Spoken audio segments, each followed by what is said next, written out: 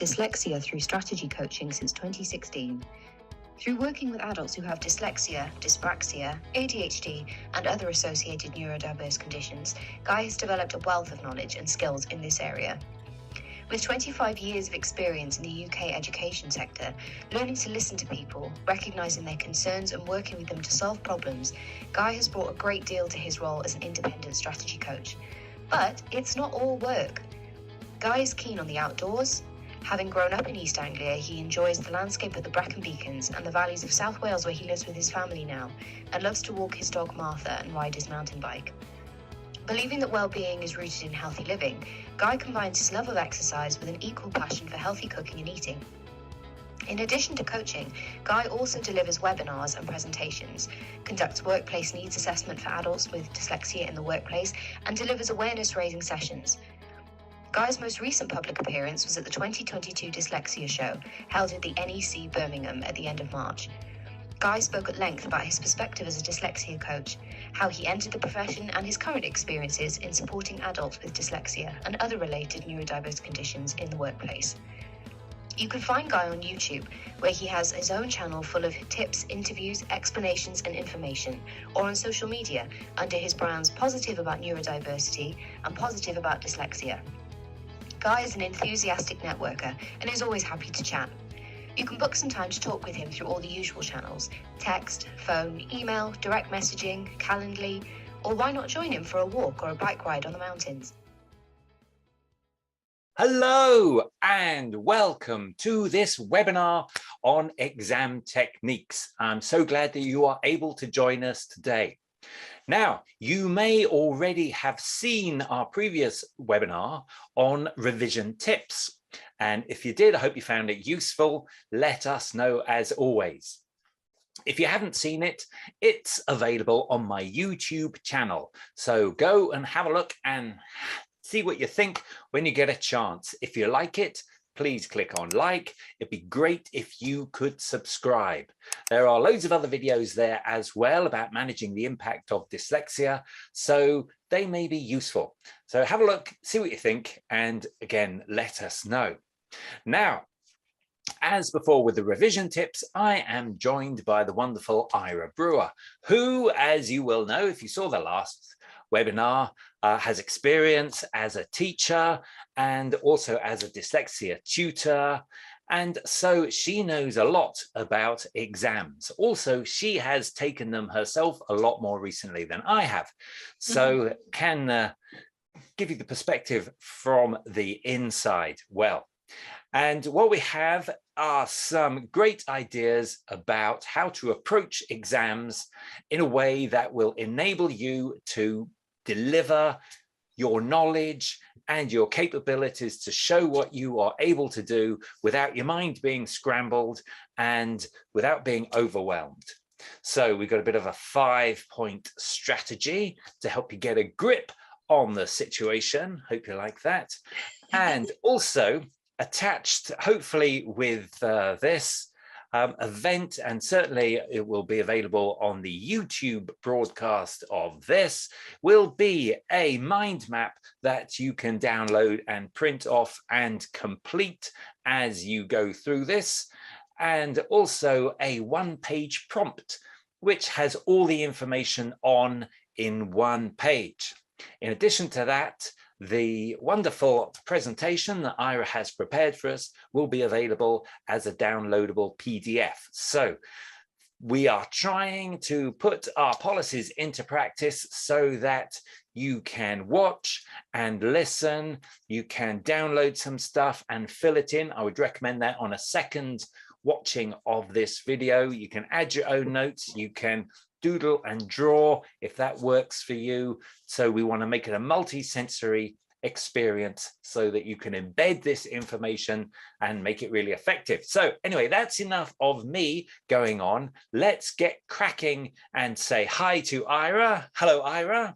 Hi, Guy. And over to you. Pleasure to be presenting the second installment of this webinar trilogy. And here we go. So here are, as you said, 5 key things to remember when it comes to exam technique and preparing for exams. And I've put them around the 5 fingers of the picture. So these are familiarise, formulas, bug, word banks, and P, boop, as a way to remember. So we're going to follow these 5 areas in this PowerPoint. So familiarise. You need to familiarise yourself with everything about your exams. So what do they look like? When are they? And so on. So you'll be given an exam timetable, I'm sure, for whatever exam you'll be sitting. You'll know the date, you'll know the time. So familiarise yourself with this, put it in your calendar, know when to expect your exams. If you've got one exam, this might be easier to remember than if you're sitting GCSEs and you have 11 exams. So that is a really important first step. Secondly, you should familiarise yourself with what the exam paper looks like. Your teachers or tutors or whoever might have shown you a past paper before, or you might have never ever seen one before. So it's a good idea to log on to the website and have a look at what they are going to look like when it comes in front of you. So, for example, here is an English language past paper. You can see that it was on Monday, the 2nd of November, 2020 in the morning. You can see that it's Unit 2, reading and writing, but this is description, narration, and exposition, which is completely different to Unit 3, which is reading and writing, argumentation, persuasion, and instructional. So it's really important to know what they're going to look like, which exam you're going to be sitting when. Can I interrupt? Of course. Just to say that if you have ever been to an exam and found yourself faced with a paper that is not what you are expecting, you will know what that does to your mind, doesn't it? It scrambles every single possible thought, because if you've been preparing, as we hope you will have done, for that exam in a strategic way, building up to it, if it's not there when you expect it to be, it is going to be mind-boggling. So the thing with that you're pointing out, isn't it, and just to reinforce, is that these look very similar: reading and writing, English language, Unit 2, Unit 3. So make sure that you are really clear on what is happening when, so that you can go into the exam. And I know this is like, we haven't even got into the exam itself, but this is all to do with preparation, isn't it? On top of good night's sleep, eating well, all these things. Definitely. Also, Unit 2 in English language, WJEC, Unit 2 and Unit 3 are written exams, as you can see here. Unit 1, I think, is an oral exam that you will have already done at school, but people might kind of just go along with it and not really realize that, and then they might think, oh my gosh, Unit 2, but I haven't even sat Unit 1. So super important to be prepared and to know what to expect. And you can also see that Unit 2 took place on Monday the 2nd of November. Unit 3 happened on Wednesday the 4th of November, and I'm sure that there were other exams in between. So it's really important to be able to know when all of your exams are, how to juggle them, and so on. The next question, which sections are you supposed to answer? So you can see that with Unit 2, instructions are on the front of the paper, and it says to answer all questions in section A and section B1, and then select one title to use for your writing in section B2. And this instruction is later on when you reach B2. But if you already know beforehand what you are expected to answer, which question should you choose, it just makes everything so much more straightforward. And you can see with Unit 3, it's slightly different. There's still sections A and B, but section B isn't split into B1 and B2, and you have to answer both of the questions in section B. And I'm sure that teachers and tutors, whatever kinds of exams you're sitting, will have run through this with you beforehand, but it's just a really good idea to reinforce it yourself so that you are fully prepared. Might even make sense to take a highlighter pen just to go through that bit, just to be clear in your mind at the start, so you know exactly what you have to do at the beginning, because it's about time management, isn't it, as you are about to tell us? Yeah, actually, before I do tell you, I also would like to mention that I've known people in their English literature exam to answer the questions in the first section, and then when it comes to choosing the question that relates to the text that they studied, because lots of different schools study lots of different texts, they're all included in the exam. So I've known people to turn the page and think, oh my gosh, this is asking me about Of Mice and Men, but I've studied To Kill a Mockingbird. But they've struggled on and tried to answer the question Of Mice and Men, and then turned a few pages later and found that their question about To Kill a Mockingbird was there all along, that they should have answered. It's so easily done, and Of throughout course. my career in education, it happened quite a lot. So it's not people being stupid or lazy or anything like that. It's just the tension, isn't it, and the pressure in the exam. If you're not ready for it, then it can scramble your mind a bit. So it's be clear right from the start. The instructions are on the front. Check them out and proceed in an orderly fashion. Don't panic. Yeah, which is easier said than done, but you're right. But these techniques should minimize the panic that you feel, hopefully. So the next question, how much time should you spend on each question? And again, on the front of the paper, there is a suggested how much time you should spend on each question. And I'm sure, once again, in school or university, you will have been prepared. Your teachers will have suggested how much time you like to spend. But this is a personal thing, and questions with more marks you should spend more time on than questions with less marks. But you might know that if there's a 2-mark question, it might only take you 2 minutes to write about it, and then you would like to spend the other 3 minutes that have been suggested on another question. So you might not want to stick to what is on the front of the paper. And if you've been awarded extra time, if you have dyslexia or any other condition that means you have reasonable adjustments, and this gives you extra time, it's really important to consider how will you use this? Will this be more time to spend on each question as you go along?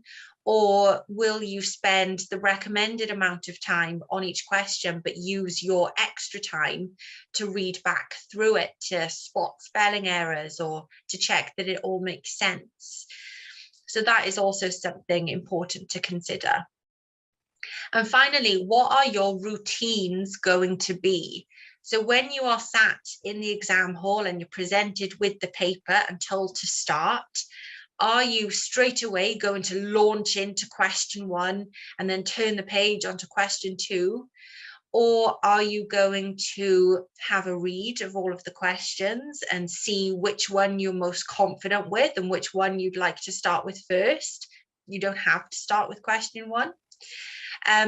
Are you going to make notes alongside each of the questions about the topics that are involved so that you can feel confident you've got your thoughts out before you've begun the writing or answering process?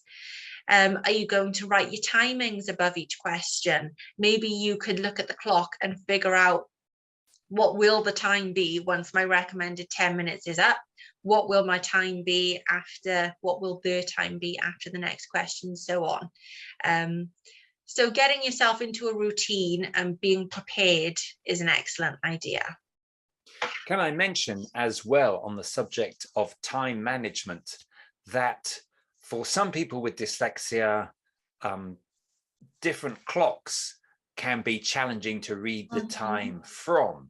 For some people, it's not an issue, but if you are going into an exam and it's going to be a fixed amount of time and you're going to need to devote a certain amount of time to each question, you may not be allowed to have your phone with you, so you may need to have a watch or some other kind of time piece with you, because you may not be sitting near enough to the clock to see it, or it may be Roman numerals clock, which a lot of people don't like. So give some thought to how you will follow the passing of time so that you're not in a panic trying to look around and find how much time you've got left.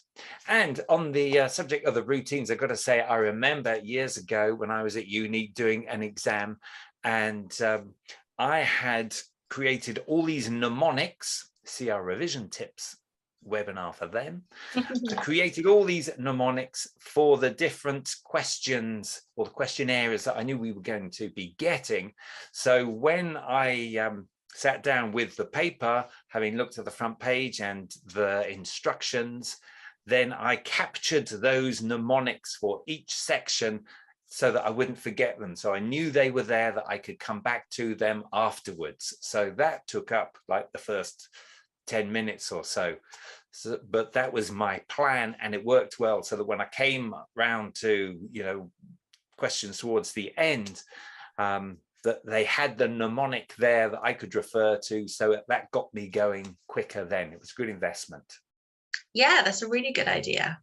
Next part is formulas. And what I mean by formulas, could also be called structures, is sometimes teachers, tutors, whoever, come up with a specific way that you should answer certain questions. So in every exam paper, there's some questions that will be worth less marks, some questions that will be worth more marks. And with every mark scheme, you can see the hoops that you need to jump through, or the points that you need to make to achieve those marks. So sometimes teachers might pre-plan a formula for you to follow to ensure that you do jump through all of those hoops. So they might involve sentence starters. And if you have a question that's worth 2 marks, for example, your teacher might give you a sentence starter and then right next to it, ×2. So when you're in the exam, you remember the sentence starter, you write out your point, and then you remember ×2, I need to do that twice. I need to do the sentence starter again and another point. So that's what I mean by formulas. Really, if your teacher has recommended that there is a certain way that you should answer questions, and they've taught you specific keywords or things to use, then you should follow their advice and do what they've taught you to do. But you should consider, how will you learn and remember the formulas, the sentence starters, and so on. So it's all very well having them, but how will you learn them so that you can remember them when it comes to writing them in an exam?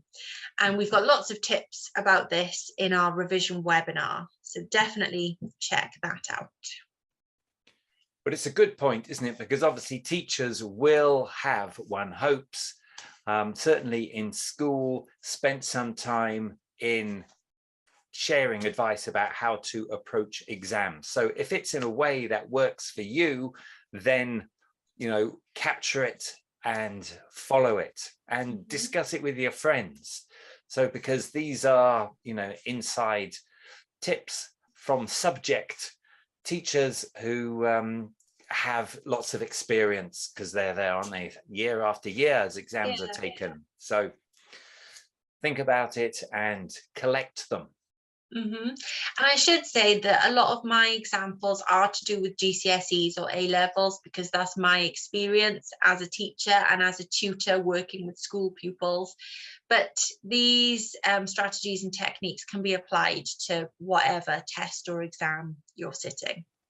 And they can be applied in the workplace too, because there's a lot of workplace study goes on. And so bear that in mind. Yeah. So moving on to something slightly more exciting, which is the bug strategy. So I always remember when I was at school, my teachers taught me to RTQ, which meant to read the question. But what they really meant was to read the question and understand what the question is asking you so that you give the correct answer. It's very easy to read a question under exam pressures and misinterpret it or not read it quite properly. So the bug strategy is a way of looking at a question, breaking it down so that you fully understand what it is asking you. And here it is. You put a box around the command words, you underline the key information, and you glance back over the question. So you read it again to be sure that you've understood it. So putting a box around the command words means putting a box around the words that tell you what to do, what the question wants you to do. So here on the screen are lots of examples of commands. So a question might ask you to label something.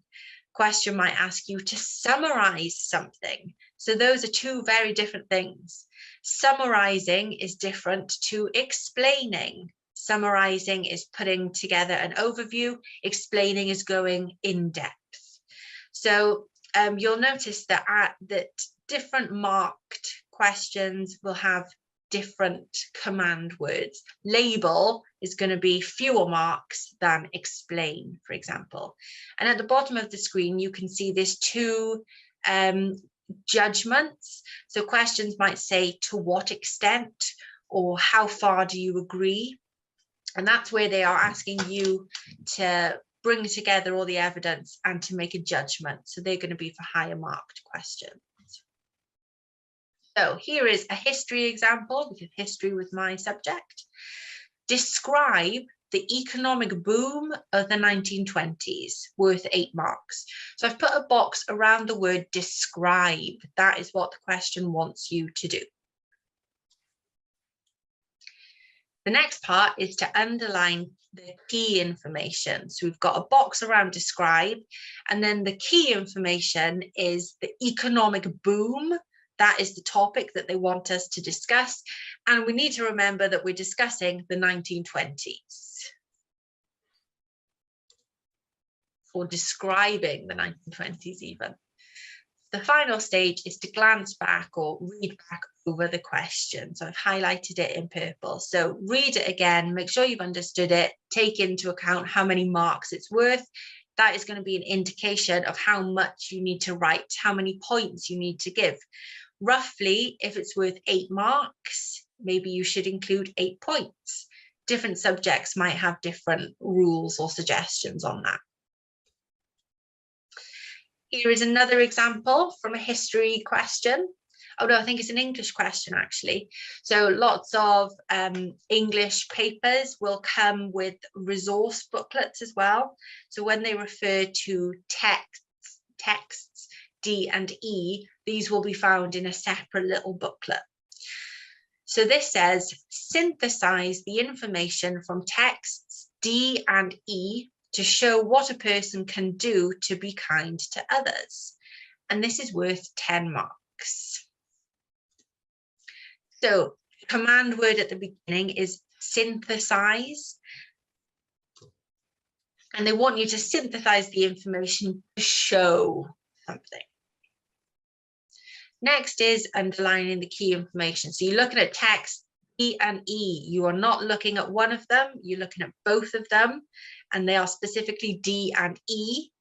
And you're looking at what a person can do, be kind to others, worth 10 marks. read it again, make sure that you've understood it, make sure that you've taken into account how much you're expected to write, how many points you're expected to make.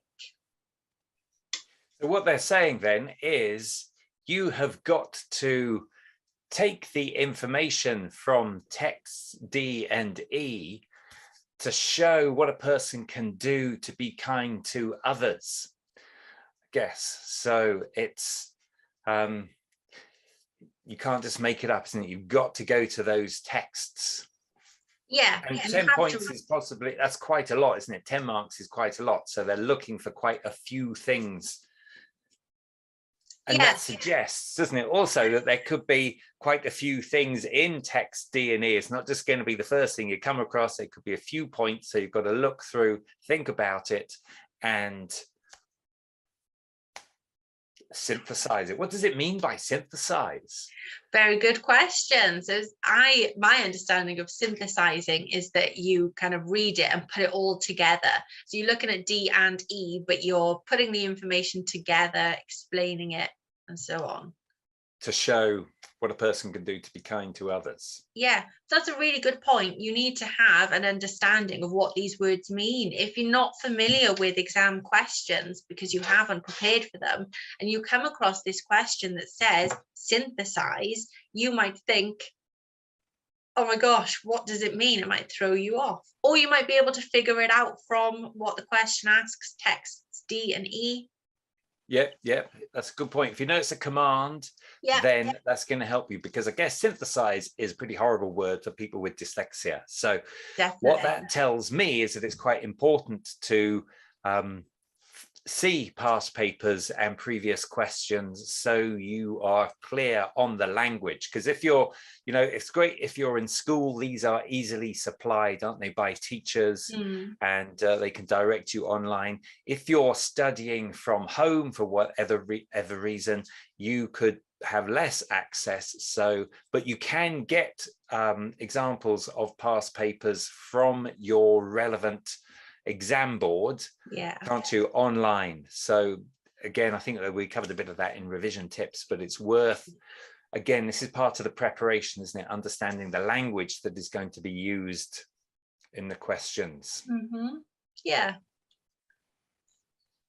So our W on our hand is word banks.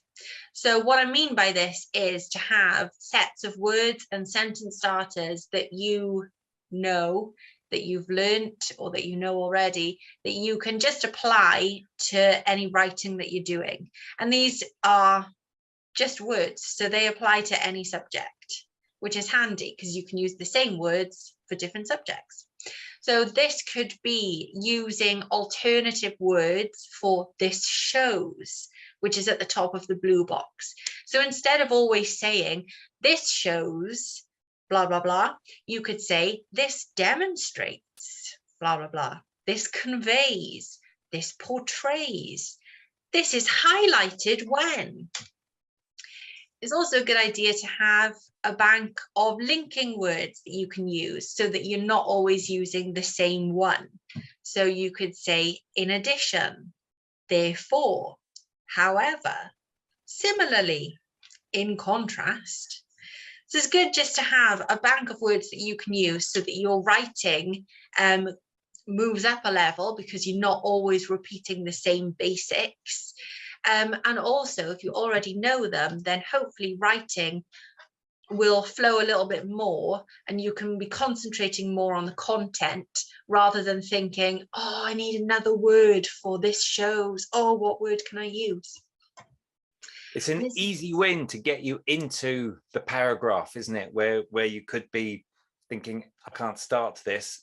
If you've got a few alternatives, gets the flow going. Yeah, definitely. And again, with sentences, so the author states that, it is evident that, the next stage of the process is where, on more than one occasion, Mr. Burling demonstrates that, persuasion is effectively used when, blah, blah, blah. So you can make them more subject specific if you want to.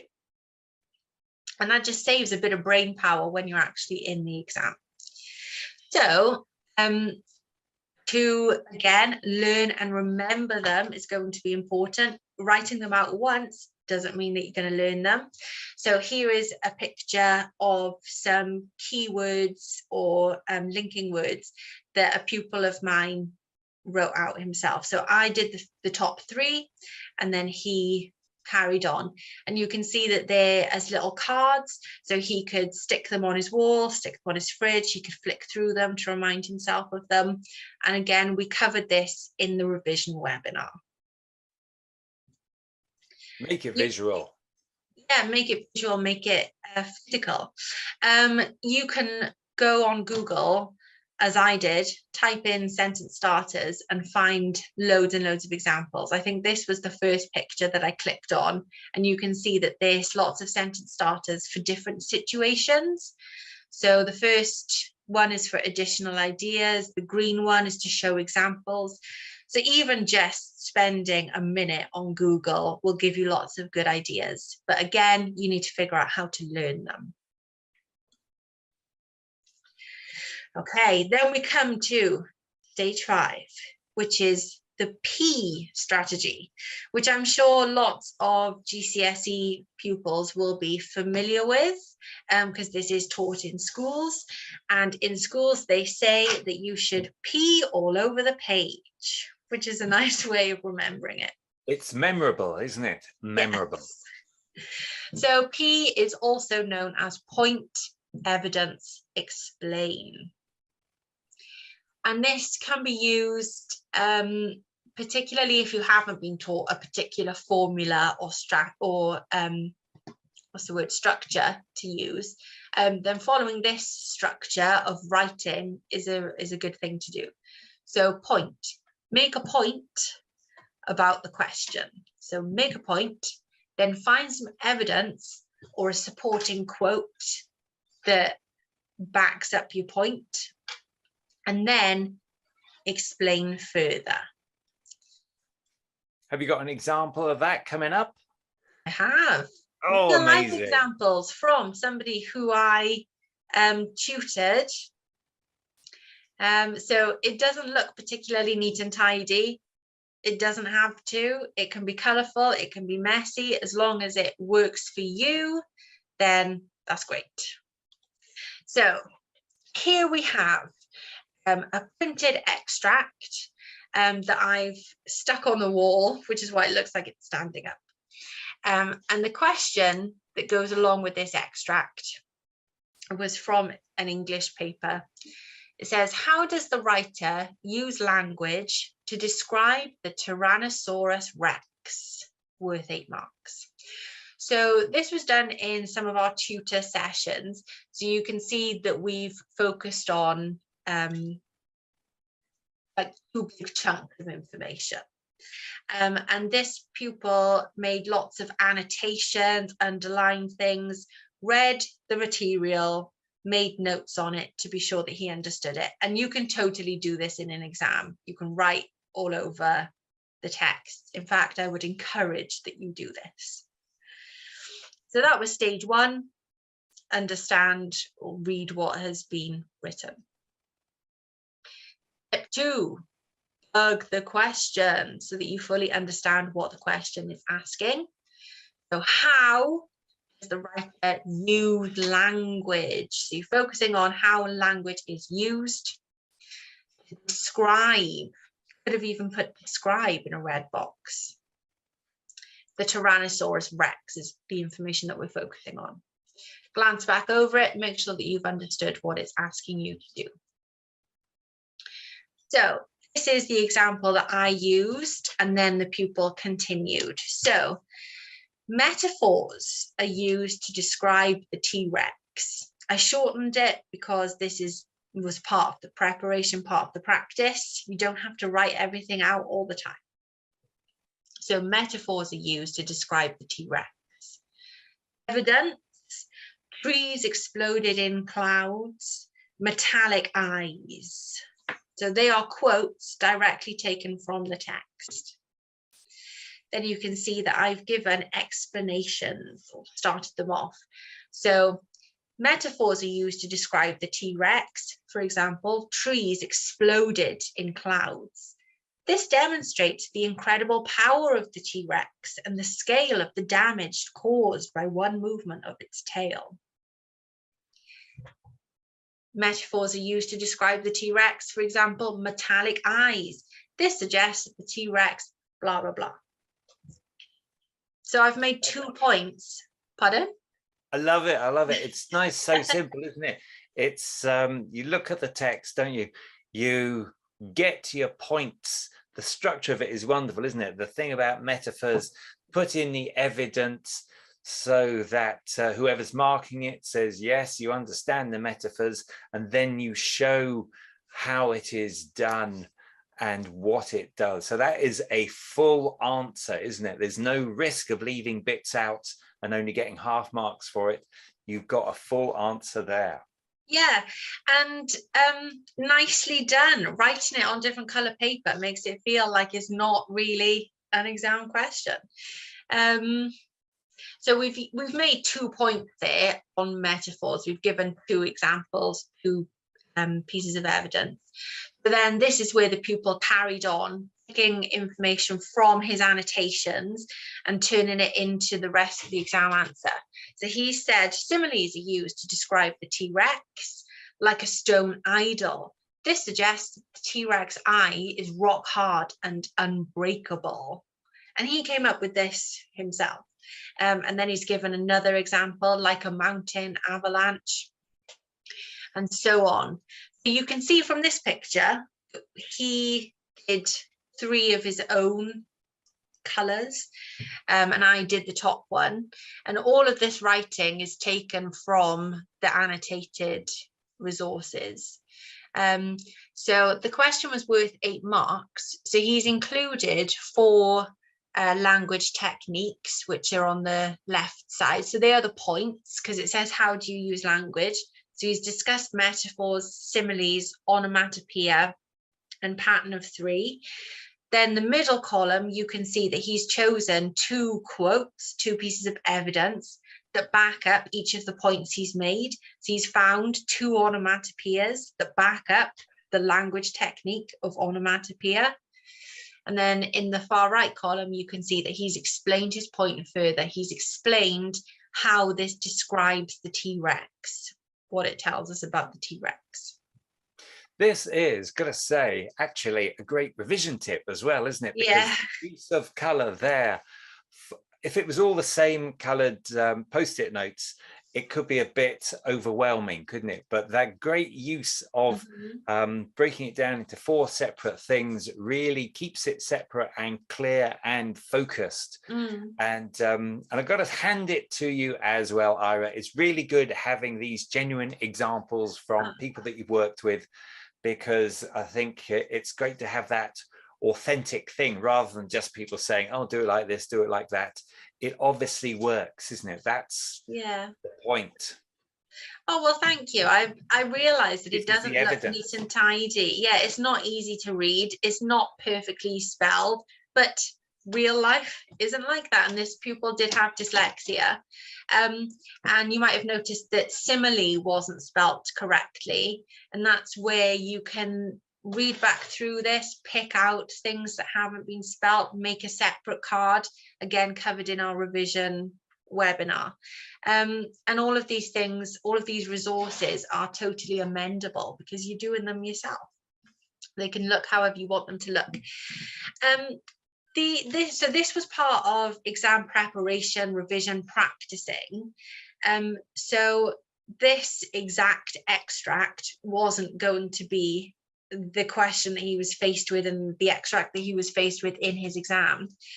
But as you've said, because we've used the different colours, any question that comes up about how language is used, he can think about the yellow metaphors, he can think about the green similes, the cream onomatopoeias, the purple pattern of 3. There's more language techniques that are used, so you can assign different colours to them. So again, it just makes linking and remembering that bit easier and more memorable. So we've got our basic point, evidence, explain columns. And then you can see I've put the question at the top, and I've included the white pieces of paper that are linking words or sentence starters. So it shows how if you make a word bank and write them down, you can incorporate them. So the first point or two is about metaphors, and then you might move on to say, secondly, similes are used to describe the T-Rex, blah, blah, blah, blah, blah. Another language technique employed by the author is blah, blah, blah. And if you already know that, then you don't have to spend time thinking about it. You just write it out automatically. What this shows as well, isn't it, in a beautifully structured way, is that if you approach a task of this sort methodically with a good plan, PEE in this case, what you have here, isn't it, is by doing it bit by bit, you have the whole thing written out for you, kind of thing. You've constructed it and built it up, haven't you, to have a really comprehensive answer there, rather than having all this information just in your head and not knowing where to start. It's structured, it's separated out into its different colors. You've applied your techniques of word banks as well, so that all you've got to do, if you were going to practice this in revision or use it where you have plenty of time and resources to apply to a task of this sort, is you're building up, you're constructing it, and then the actual writing down of it is not fraught with tension because you've got all the resources there prepared in advance. Yeah, and I've included just the 3 white word sentences from the word bank, but you can include loads of them. So you could include them, because I've written, or the pupil wrote, 2 examples about each language technique. We could have even put white cards in between them so that they link together and so on. So you can kind of mix and match and do it in a way that works for you. You might also be able to see in the far right column, in the explain column, some highlighting. So we went through and highlighted the words for this shows, because in the question it says, how do they show? So the top one that I did was this demonstrates. Then underneath that in yellow, I said suggests. And then the 2 green ones, the pupil used this suggests, this suggests. And then the first cream one, he included this suggests. So by highlighting them, we can see that he would have used this suggests 3 times in a row in his writing, which might have come across as a little bit repetitive. And so it helped him identify that he could learn some new words to replace suggests. So he could instead say, as he did at the bottom in the purple, this highlights, this indicates. And the examples of these words that I showed you previously in the word bank section were his. So he'd made those keyword cards after identifying that he was using this suggests a lot. So here's a closer up version of using secondly, similes are used to describe, and highlighting the this suggests. So the mark scheme is available. If you found a past paper online, the mark scheme will always be available as well, to my knowledge. So you can see, once you've practiced a question, you can mark it yourself and see how many marks you would have scored or the level that you would have achieved. So level 1, simple limited comment, shows simple awareness of language. Level 2 shows some understanding of language. Level 3 shows clear understanding of language and explains clearly the effects of the writer's choices. So by using point evidence explain, it helps you reach those higher levels 3 or 4, because you're picking out quotes and then you're explaining the effect of the quote, of the language used, the effect of the metaphor, and so on. Here's another example. So we've got an extract we've got a question, we've bugged the question, so we've put a box around it, we've highlighted key information. This is just another way of setting out point evidence explained. So using the cards is really good, and because you've got the same colors for same examples, it means that you can kind of collect them all up, shuffle them, put them back down, but make sure that the quotes and the evidence match. So it helps you get your head around how it works. The quotes and the explanation, sorry, gets your head around how it works, how it should be structured. But this is much the same in that there are columns, you make your point, you pick out your evidence, you write out your explanation. And you can do this in the exam, can't you? If you've got a bit of spare paper, you can create this, and if you've got different colored pens, keeps it all separate. And if you want to make notes, if you have the time for that. So great tip. And you can see in this example, the evidence, the first two examples of evidence, the purple and the gold, are quite big quotes. And then the black and the green are much more condensed. And I think that it's really important to find quotes, but know that you don't have to copy out the whole sentence. It's okay to just pick the words that really do show the point that you're making. So the black writing is for the language technique of alliteration. So you really only need to select the words that have been alliterated. So dragons and dinosaurs. You don't need to include the whole sentence. That saves you time in the exam and also shows your, like, thinking of the mark scheme and the levels, it shows that you have a clear understanding of what alliteration is. So just wanted to point that out. Nice. So here we go. Those are the 5 things to bear in mind to get a grip on exam technique. So familiarize yourself with the exam. What does it look like? What are the timings, etc.? Have you been taught a specific formula to follow? If you have, how will you remember it?